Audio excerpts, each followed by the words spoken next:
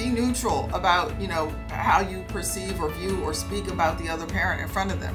You don't have to make negative comments. You don't have to let them hear the sarcasm or hear you bad-mouthing them to your best friend or another family member. You don't have to allow that to be part of their reality.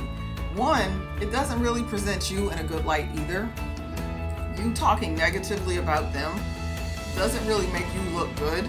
And what it can also do is cause your child to look at you like a victim. And sometimes you'll see this when your kid gets older and they feel like they have to protect you or defend you against their other parent. And sometimes that's because of what they've been listening to. This is the Joy Act, where finding joy beyond divorce begins with your understanding that the depth of your heartache shows the depth of your capacity for joy. I'm Dr. Lisa Summerour, and together we'll use accountability, alignment, communication, and trust to transform your journey. It's time to step into the Joy Act. Hello and welcome to today's episode. This is the Joy Act. I am Dr. Lisa Summerour, accredited breakup and divorce coach, and I am excited today to talk to you about what I'm calling parenting through the storm. And maybe I should not do that title. Maybe I need to change the title so it doesn't sound like it's going to be a problem. But this is really about helping children as you, the adults, are going through this divorce. Or maybe you've just gone through the divorce, or maybe it's actually been a couple of years and you're dealing with how the children are dealing with the breakup, the separation, the divorce. Now, I don't have children. I have never parented or raised children. I do call myself a professional aunt because I think there are over 24 nieces and nephews at this point. But what I can tell you is this: I used to be a child and I grew up in a step family. I grew up as a stepchild and there were several levels to the step. My mother had me and my sister. She and my biological dad, same parents, 2 children. And then my dad who raised us, my stepdad, had 5 children. So when I tell you we were the real Brady Bunch, we were the Brady Bunch that had grandparents and aunts and uncles and cousins and ex-husbands and ex-wives. We had all of those things that we never saw on the TV show, The Brady Bunch. All they had was like Alex, their live-in housekeeper person who I guess represented all those other people in their lives. But we had the real people. So I grew up in a family where the dynamics were ever changing. And something that I've come to realize as an adult actually was that while we were living sort of the same experience, we were experiencing those things differently. And that has to do with age, and some of us living with our mother and some of us living with, my mom and our stepdad. And so we had these different dynamics that were coming together. And I think as a parent, if you are going through a divorce or have gone through one, I think there will be some information in this episode that is going to help you better deal with your children as they're going through this process. Because sometimes I think the kids' emotions get lost in this experience because the parents are so busy struggling with their own emotional issues or anxieties or whatever it is. And there's a tendency to think, oh, the kids will be fine. We're shielding them from all of this. And you can't really shield them from all of this. Like, they know something's going on. You don't need to have deep-seated conversations with your kids about all of the specifics, but I think it's important to leave some room for them to be able to have a conversation with you about what's going on. So one of the things that I can remember from my childhood is actually a situation that happened with one of my sisters as adults. And I have actually a story with both of my sisters that I'm going to share. So this one is my sister Tammy. So we have the same mother, same biological dad, have lived together, grew up in the home with the same parents, same mom and our stepdad. All of the stuff was the same. Now the differences were about 3 years apart in age. So this is probably 30 some years ago. Yeah, it's going to be a little over 30 years ago. And she's at this point got a daughter who's 9 and another one that's like 2 or 1.5 or something, and I'm visiting them, and her oldest daughter hasn't made her bed. So Renee hasn't made her bed, and my sister She's on her about cleaning this room. You need to clean that room. Your room is a mess. It's all of that. And so I just happened to walk past my sister and her husband's room and noticed that their bed isn't made, right? Their bed isn't made in not the neatest space in the world. So I say, because I'm trying to be, the intellectual auntie, right? I say, hey, Tam, they say, kids also learn from seeing behavior models. So maybe if you guys make it a thing, you make up your bed and clean up your room, then that's just what everybody in the house will do. And my sister cut me off. She was like, I'm not going to use the language right now, but she was like, oh, she's going to make her bed because I told her to make her bed. If I never make my bed again was basically the baseline to this. Like, if I never make another bed in my life, she's going to make hers because I said so. And I remember saying, and that's another option, right? But the conversation with the two of us went on. I said to her, I don't understand how you don't even make your bed. We had to make our bed every single day growing up. And I'm going to take my glasses off that I can't seem to clean. And my sister said to me, no, we didn't. And I was like, yes, we did. Our bed had to be made every day. Like, I distinctly remember that our bed had to be made every day. Our stepdad that raised us was in the United States Marine Corps, and then he was in the United States Army, and then he was a Philadelphia police officer for a while. So it was going to be some structure and some uniformity happening. And when I tell you the bed needed to be made, plus I grew up in a house full of nurses. My mother was a nurse, her mother, several sisters of her sisters. And so I knew what a hospital corner was probably before most kids knew what a hospital was, right? So my sister's telling me, no, we didn't have to make up our bed. And sometime later, it dawned on me, okay, you know what? We're both right. Now, this is the thing. We grew up in a little teeny house in Pleasantville, New Jersey. It was actually a summer cottage that sat behind the house that we lived in. It was so small that my brother's bedroom was the back porch that also housed the refrigerator because the kitchen was too big for the refrigerator to actually fit in it. So my sister and I slept in the same bedroom in the same bed. And she's saying we didn't have to make the bed. And I'm like, yeah, we did. This is what I realized. My sister is basically 3 years younger than I am.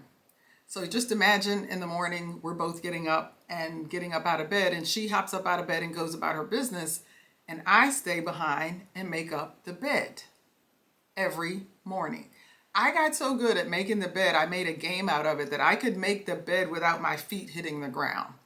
Like I would scoot all the way up to where the pillows were and pull the sheet and the blanket and everything up and get under my feet one at a time. I just made a game of it. So my sister was right. She did not have to make the bed every day. And I was right. We did have to make the bed every day as far as I was concerned. And so I've actually made that an example that I give people, even in the workplace, where you may be working with somebody in the same department, in the same area, with the same boss, thinking you're having the same experience, but your experiences are different, right? And so that was one of those stories that I want parents to think about when you're looking at your children. Your children may be getting raised in the same house with the same two parents and doing what you think is the exact same thing, but their actual experiences of whatever that thing is, whatever that activity, or it may be completely different from their perspective. And so it's worth it for you to take the time.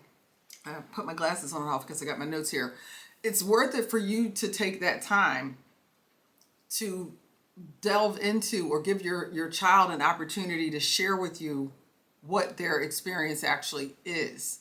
And obviously this is all age appropriate because it's going to be, difficult for your 3-year-old to probably share that. But your 13-year-old can probably have a pretty good conversation with you, because I do remember, again, when I was I guess my mom remarried when I was about 9, and they had both been married, before, and they had both waited to get divorced. They were separated and when they started dating. And so, or something like that. That's a whole nother story. But I can remember my mom mentioning us getting our last name changed to my stepdad's, which would have been Perry. His name was Charles Perry.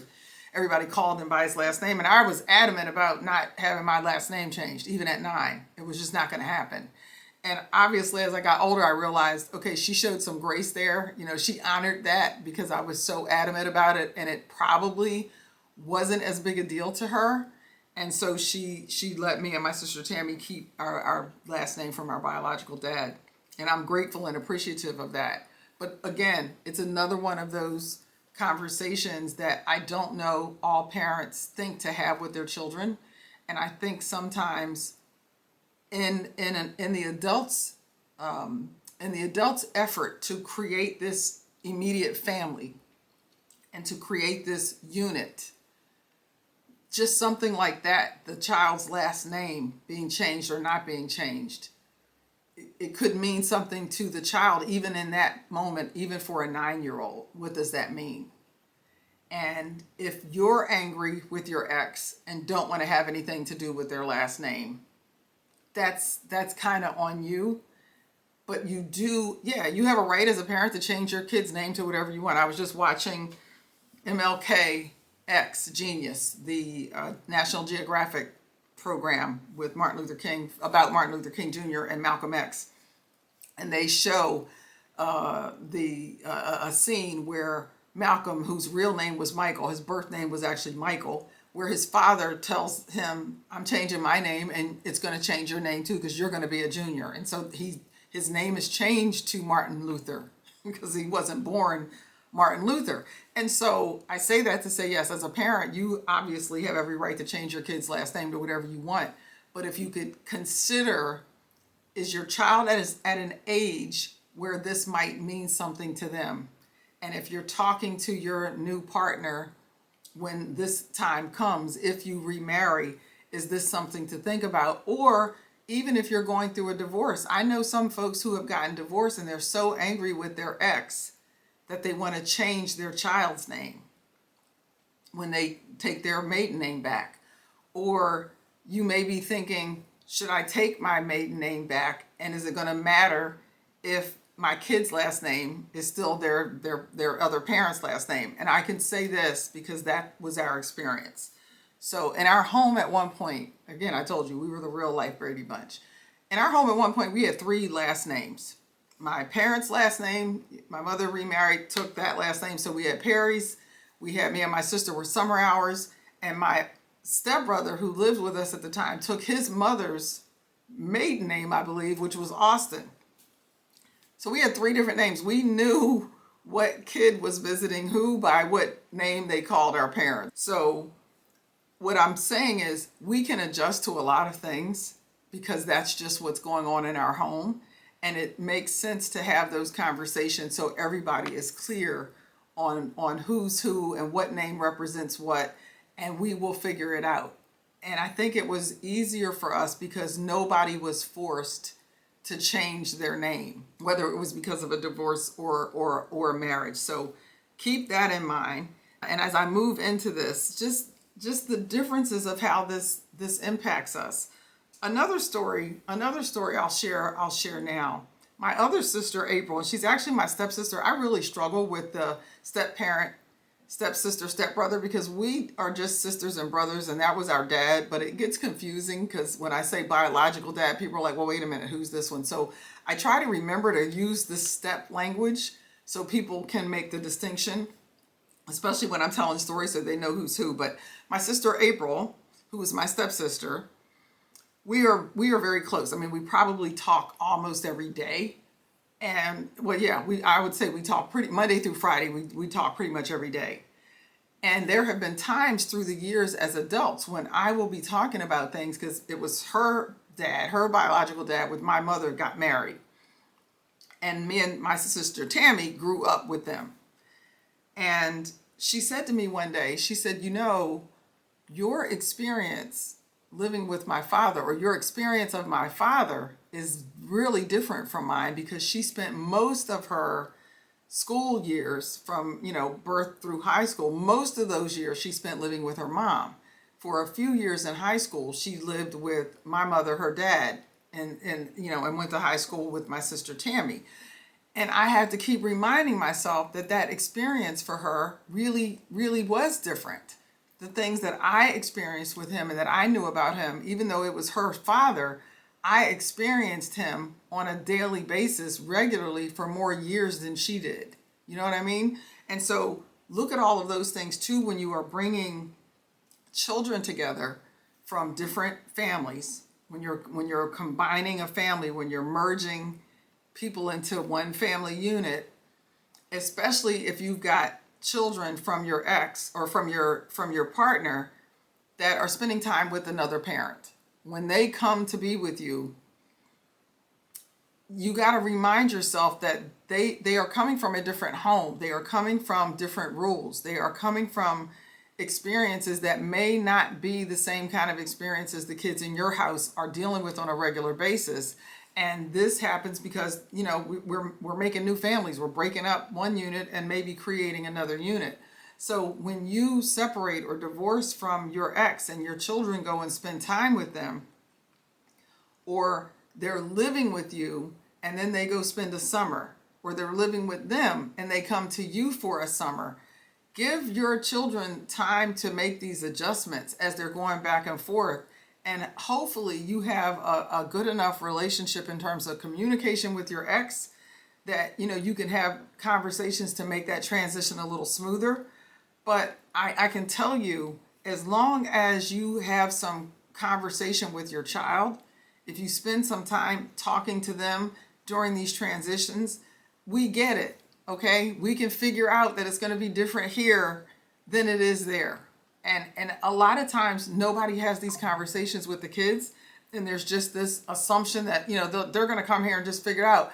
Make it a conversation, and find out, hey, what kind of things were you doing when you went to visit Dad this summer? What were some of the things you did that you really loved? And try to keep the animosity, if there is any, between you and your ex, keep that out of the conversation and the relationship with your child. I will tell you, one of the things that I will always appreciate and respect that my mother did is she never badmouthed our father. Thanks for watching. I hope you're enjoying this episode. I wanted to take just a minute and share something with you. There is one question that I get asked more often than any other question, and that's, how do you navigate the difficult journey of a divorce? And that's exactly why I wrote Divorce is Not a Destination. So if you're a woman who is going through a divorce right now, you've been through one recently, or you think divorce might be on the horizon, I wrote Divorce is Not a Destination specifically with you in mind. I wanted to give you practical tools on learning how to communicate better with yourself, with your children if you have any, and even with your ex as you're going through this process. I also wanted to share with you the importance of having a support team and identifying who the right people are for you to build and nurture the support team that's going to best serve you. And finally, I wanted to introduce you to or explain to you the loss cycle.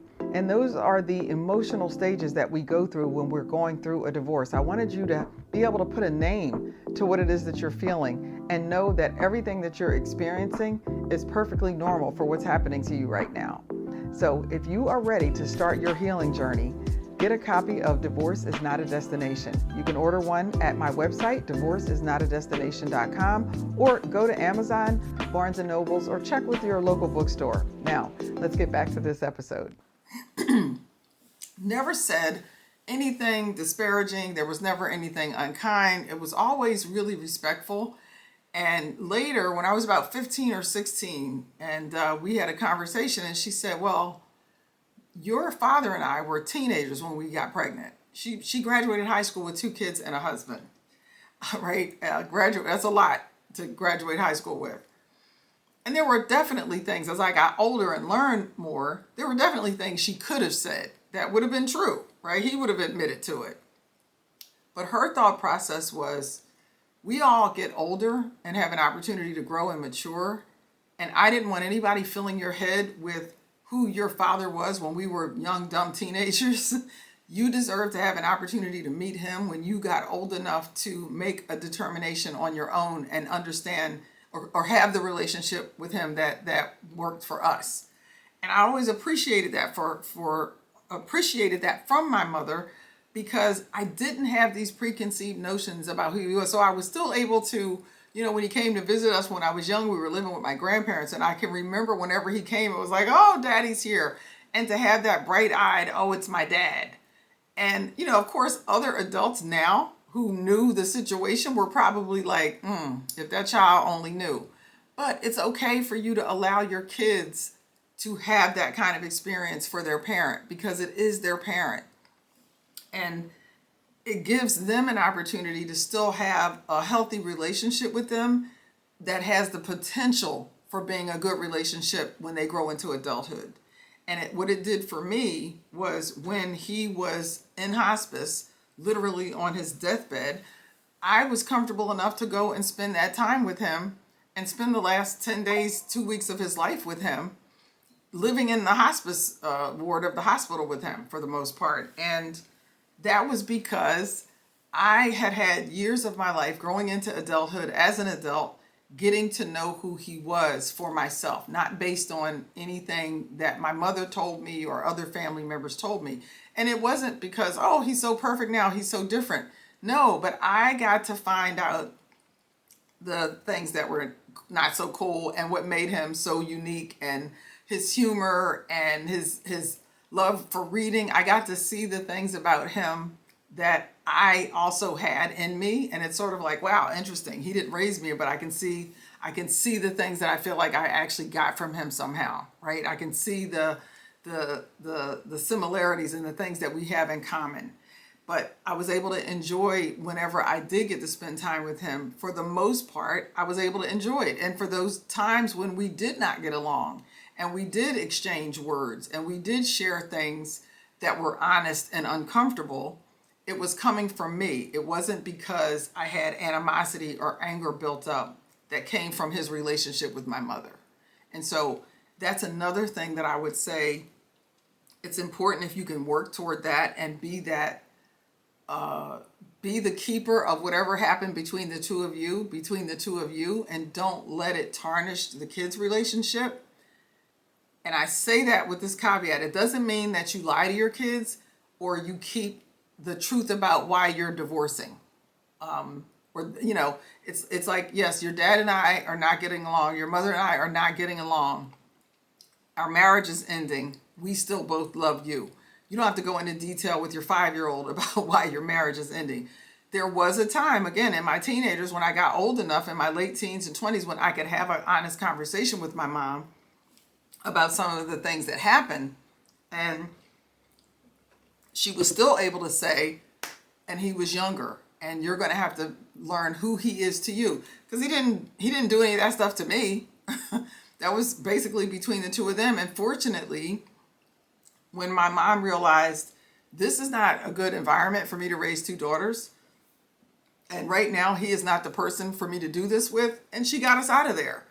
And so especially if you were in a toxic or dysfunctional or abusive relationship and you have now removed yourself and the kids from that environment, you don't have to spend a whole lot of time ruminating and repeating over and over to your kids how horrible their father was.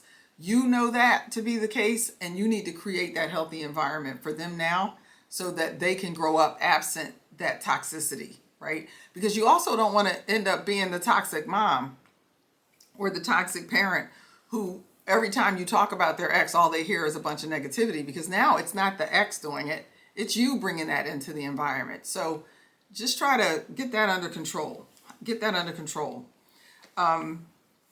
So what I've talked about right now, one of the things I would say to put a pin in is don't expect 100% uniformity from your kids on how they deal with the breakup or the divorce, how they recover after it's happened, or how they view it, especially if you haven't had a conversation with them to let them know where you are in this, that you're going to be fine. And that, what was this? You can ask your kids things like, what was this experience like for you?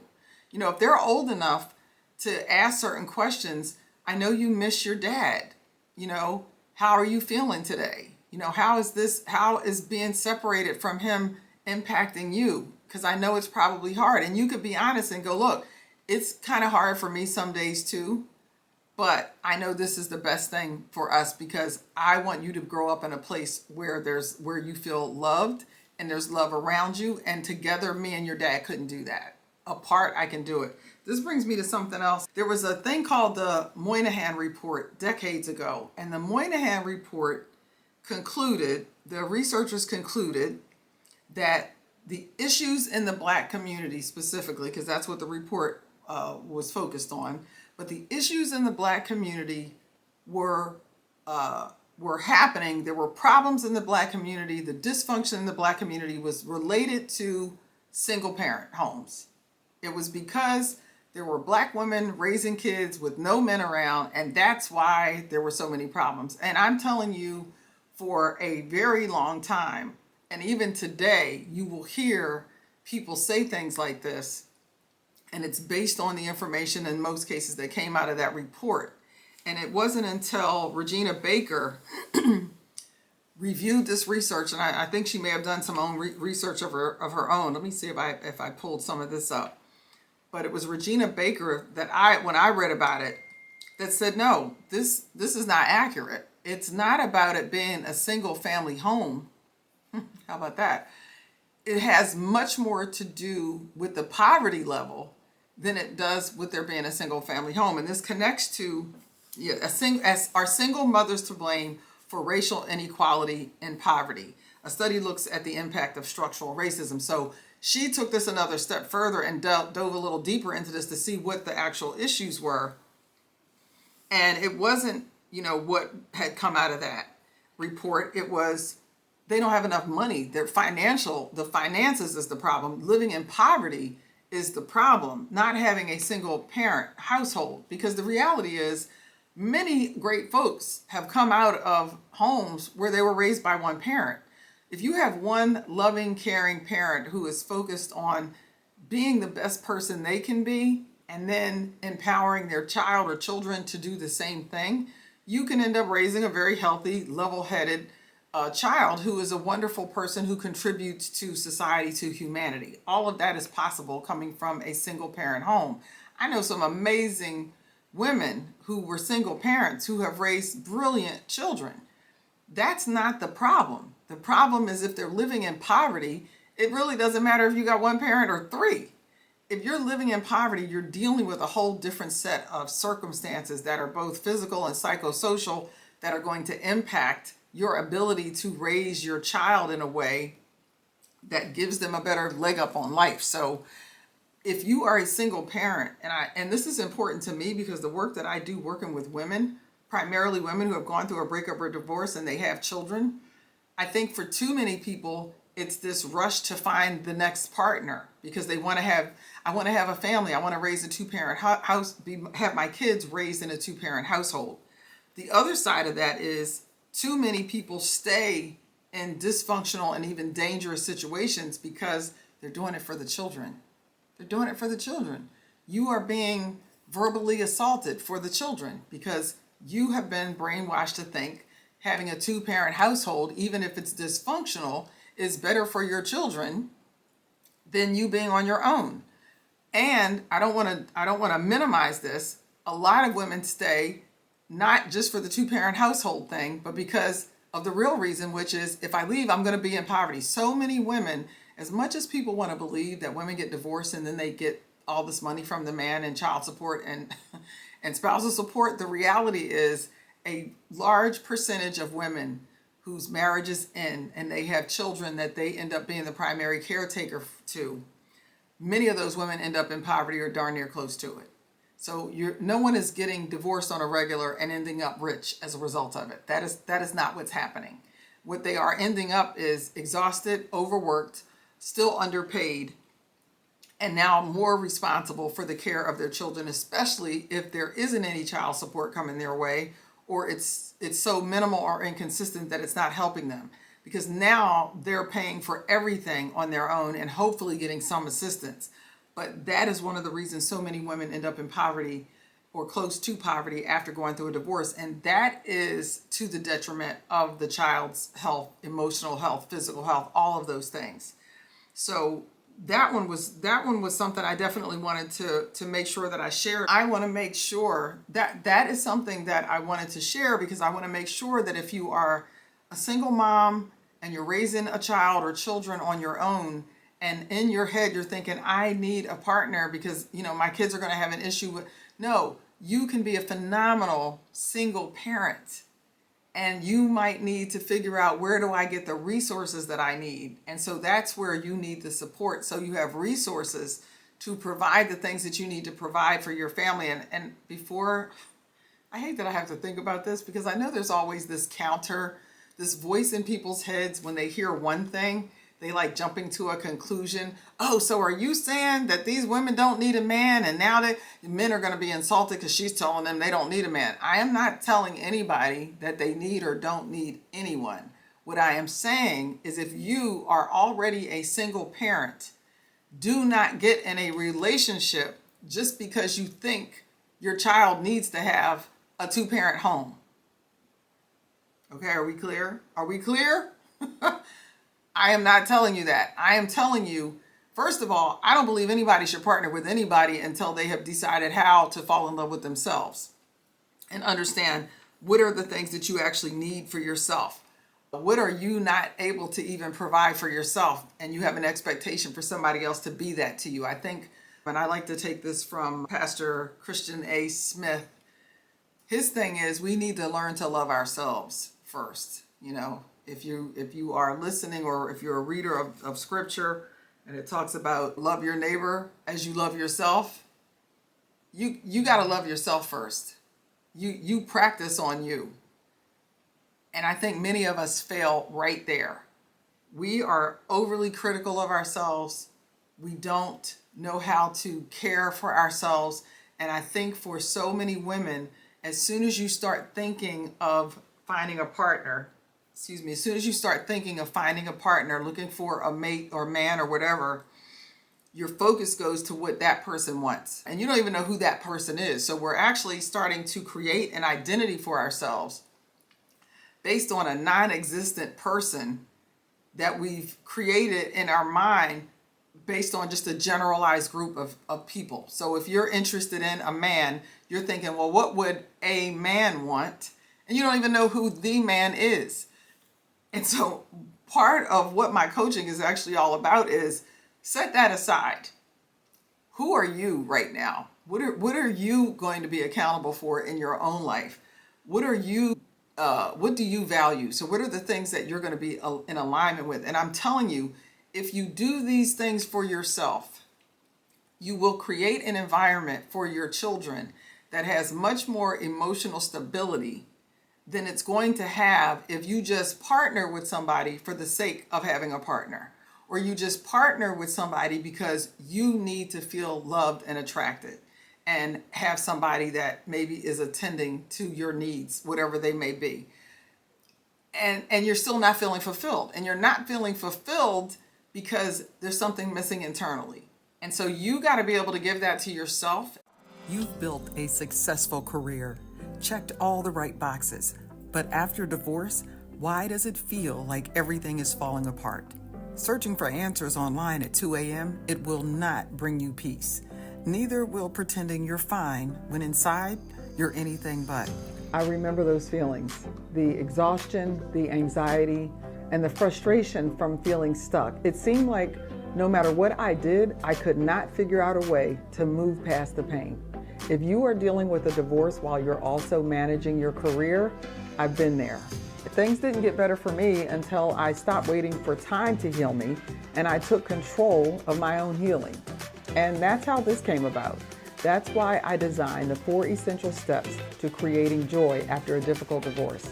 It's a masterclass for accomplished women just like you who are ready to move forward. It's time to break the cycle. Imagine waking up feeling lighter, knowing exactly what to do next, and rediscovering your joy, not just surviving, but thriving.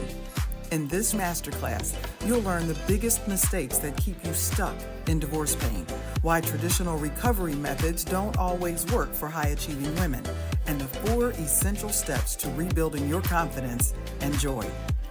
Give yourself permission to stop reliving the past and start designing the future you deserve. Register today.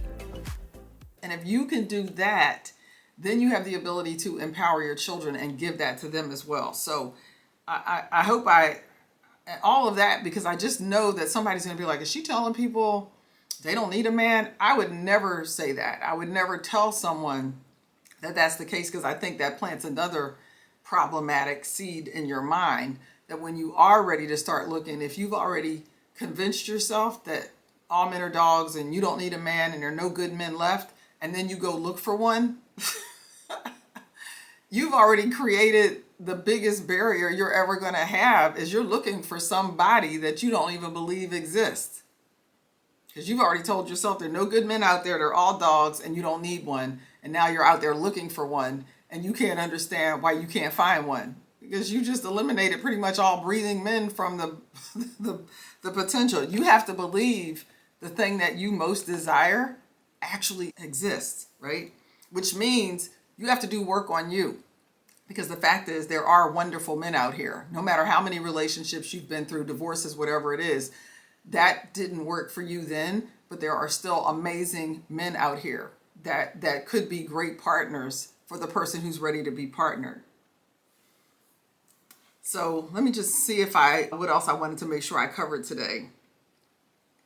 Oh gosh. Okay, so this is another one. I talked about the negative comments, but therapy, there are a couple of things that people who watch my podcast know that I mention a lot. One is journaling. I think everybody should be journaling.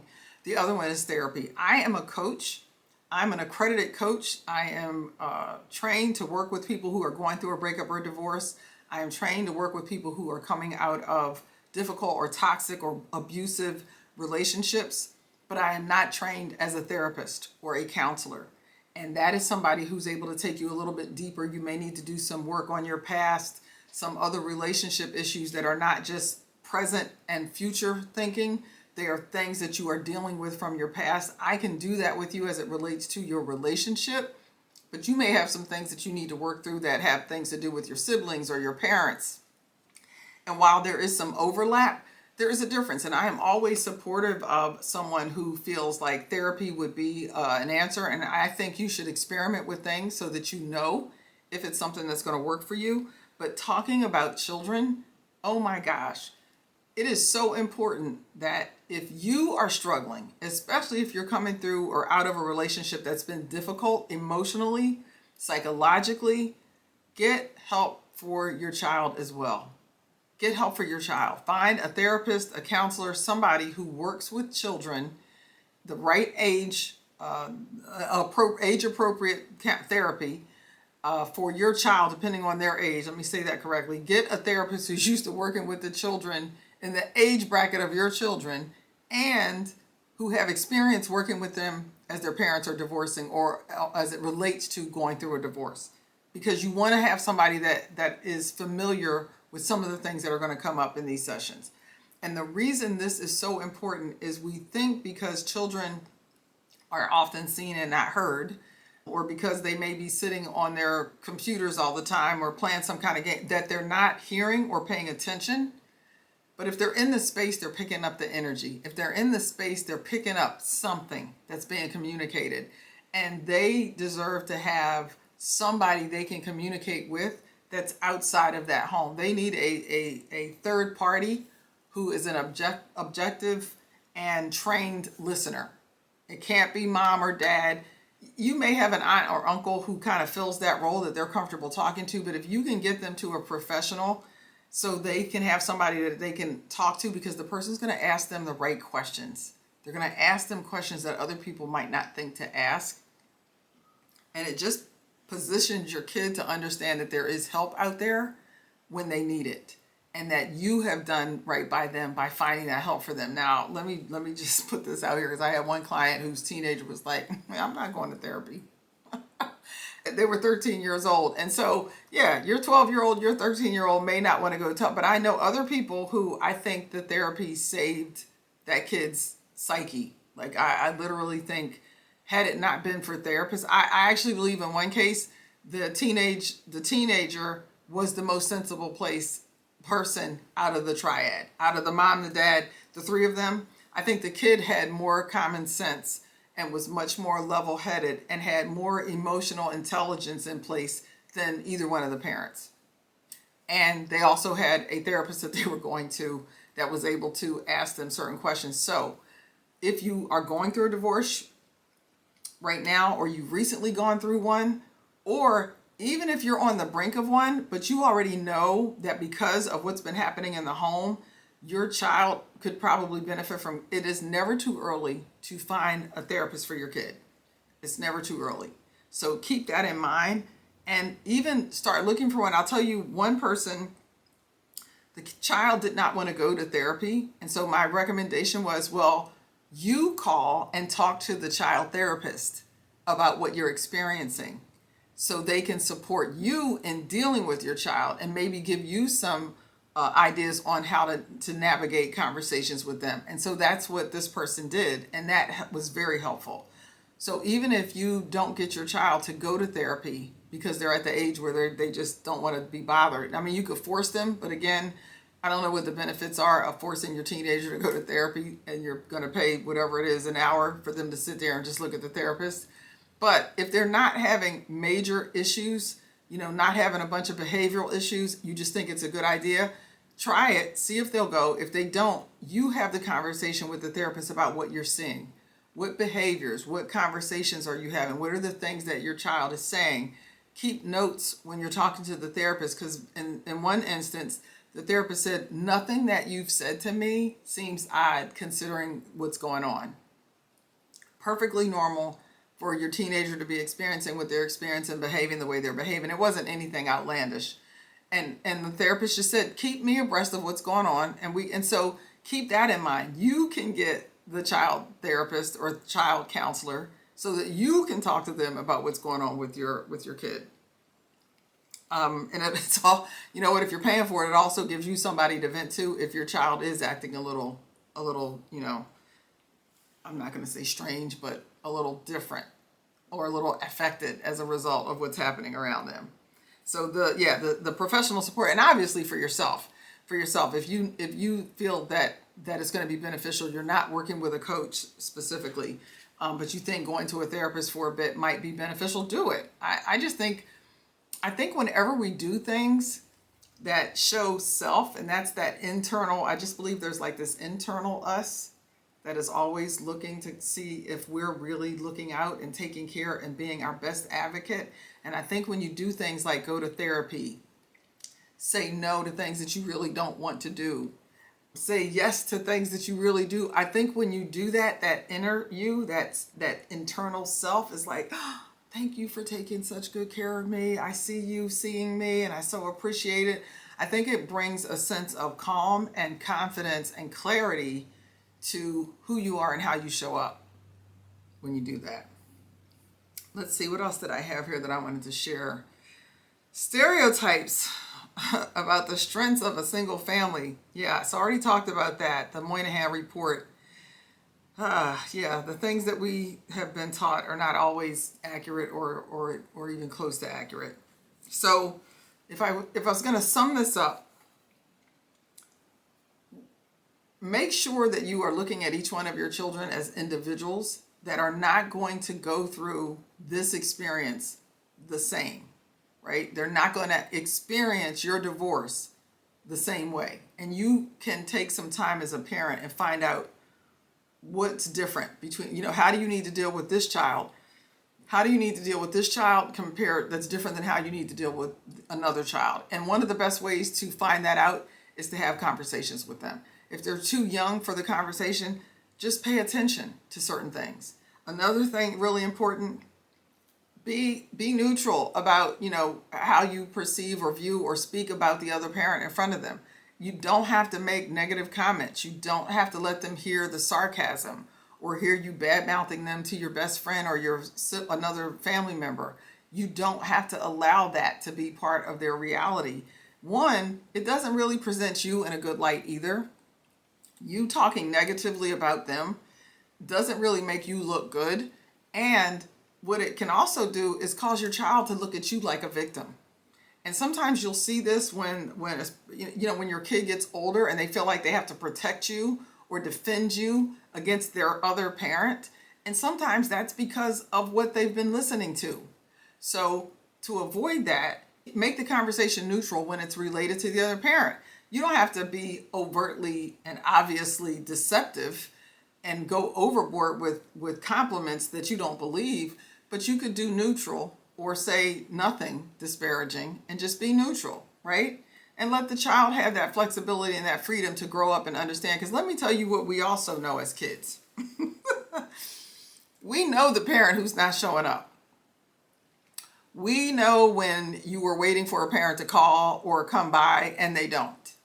And those are the times when it might be really difficult for you to bite your tongue and not be like, oh, here we go again. And I had a family member call me a few months ago because another family member was experiencing this and they wanted to know, what can I tell her? And I said, one, tell them stop putting stuff on Facebook. Like, get this stuff off of Facebook. You don't need to put this stuff on Facebook and then get agreement from all of your Facebook friends that, they're terrible and you're the best parent. If you are, then you are. You don't do that. That's number one. Two, don't say anything to your kid. The kid's 2, 3, don't be complaining to the kid. Oh, your dad didn't show up again. It's like, they didn't show up and they already know they didn't show up. How do they know? Because they were all dressed and ready to go with their little bag, their little weekender, and they're waiting for dad to come and dad didn't show up. So they know dad didn't show up. So what are your options? How about, dad didn't show up today, but we're going to do something fun and move that into the next thing. Like, just let it be that quick and that short, because as soon as you make it a big deal, they're going to make it a big deal. And then the anxiety that they're going to have the next time they're waiting for dad to pick them up, it's going to already be, oh, I hope he shows up this time. But then it's going to be, oh gosh, I hope he shows up this time. And then if he doesn't show up, then I got to hear all these negative things about my dad because then my mom's going to be mad. And you have control over how that goes just by doing okay, dad didn't show up, something came up, so what are we going to do today? How about this? And just pick up and go. The other thing you will be teaching your child is don't make everything catastrophic. Don't make everything, oh my gosh, I can't believe. Nobody died, right? They didn't show up. Does it suck? Yes. Did you have plans? Probably. Is your kid disappointed? I'm going to guess that's a yes. Is it the end of anybody's world? No. And do you have the power to take that narrative and make a quick left or right and change it? And now watch your kid adapt like this? Yeah, you do. You do have that power. So do that. Do that. I talked about getting professional support, and recognize that your single parent home can be just as nurturing as anything else. And remember to surround yourself and your child with people who are going to be supportive. So when I talk in my book about a support team, if you have children, keep your child in mind when you're creating this support team, because they're going to be beneficial to your child as well. So you also don't want support team members, family members, friends who are going to be around your kid making negative and disparaging comments. Reminding a 4-year-old, oh, they're probably not going to show up again. You should be used to it. You don't need any of that. It's not necessary. And I'm unfortunately, we're becoming a society where not only is that just happening so often, we're putting it out on the internet for everybody to be aware of. And it's difficult for somebody to recover. So my mom's whole idea of, I didn't say negative things about your father, because it left the door open for him to grow into a different person for you. Your experience with your father doesn't have to be anything like the one that I had when I was, young with him. And leave that for your child. The problem is, if you've already blasted all this stuff on the internet, it never disappears. And so your kid at some point is probably going to see it.